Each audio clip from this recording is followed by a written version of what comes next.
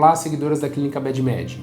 O assunto que eu trouxe para conversar com vocês hoje é pólipo endometrial. Antes de conversar sobre o pólipo endometrial, gostaria de conversar e explicar sobre o que é o endométrio. O endométrio é a camada de células que reveste o útero por dentro. Durante um ciclo menstrual, o endométrio começa fino, ele vai engrossando conforme ocorre produção de hormônio pelo ovário.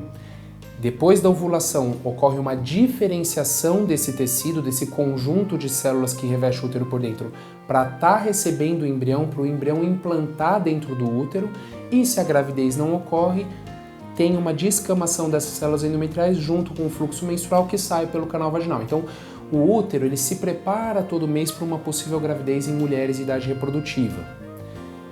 Pólipos endometriais são formações, são proliferações anormais dessas células dentro da cavidade e elas projetam para dentro da cavidade endometrial. Então, eu gosto muito de fazer uma analogia, são como se fossem verrugas de pele, mas dentro do útero. Então, são pequenas formações que vão aparecer ali na cavidade endometrial.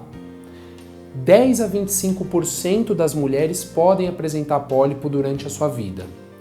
Quais são os sintomas mais importantes do pólipo endometrial? O sintoma mais referido por pacientes que apresentam pólipo são o sangramento uterino anormal. Então, como se apresenta esse sangramento? Em mulheres que já estão na pós-menopausa, então estão 3, 4, 5 anos sem menstruar, elas voltam referindo no consultório: doutor, eu comecei a ter quadro de sangramento de novo, eu já estava sem menstruar por 3, 4 anos, isso é normal? E nas mulheres que estão na pré-menopausa, elas falam: olha, doutor, entre uma menstruação e outra menstruação eu tenho alguns quadros de sangramento, ou o meu fluxo menstrual ele tinha um padrão, ou seja, ele durava 3, 4 dias e eu trocava somente 2, 3 absorventes por dia. Agora não, o meu fluxo menstrual ele está durando 7 dias e eu estou tendo que trocar muito mais absorvente do que antes. Então isso mostra pra gente que existe um sangramento uterino anormal e a gente pode fazer o diagnóstico de pólipo baseado nesses sintomas, lógico, com outros exames, mas a gente tem que pensar em pólipo endometrial nessas situações. Algumas outras mulheres não vão ter sintoma nenhum e o pólipo vai ser diagnosticado somente num ultrassom transvaginal que foi feito rotineiramente. Então, como que é feito o diagnóstico de pólipo endometrial? Como eu mesmo comentei, o ultrassom transvaginal vai ajudar bastante. Nas mulheres pós-menopausa, você pode solicitar esse ultrassom em qualquer momento, qualquer dia do mês para a paciente estar realizando. Já que ela não tem mais ciclos menstruais, vamos fazer e vamos dar uma olhada se a cavidade endometrial, a camada interna do útero, ela está mais grossa ou não.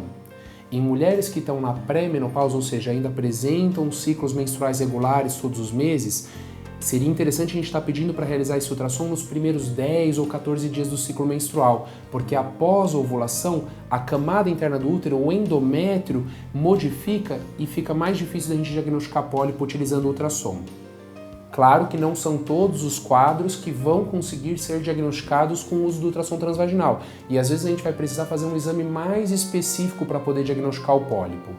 Esse exame seria a histeroscopia diagnóstica. Histeroscopia diagnóstica é como se fosse uma endoscopia do útero. A gente entra com uma câmera pelo colo do útero para observar a cavidade, a camada interna do útero por dentro e diagnosticar então uma proliferação anormal. Olha, no canto direito, na parede direita do útero, nós temos uma proliferação, possivelmente um pólipo endometrial. No momento desse exame, nós já podemos fazer uma biópsia desse pólipo e mandar para a análise do patologista para ele confirmar o achado de pólipo ou não.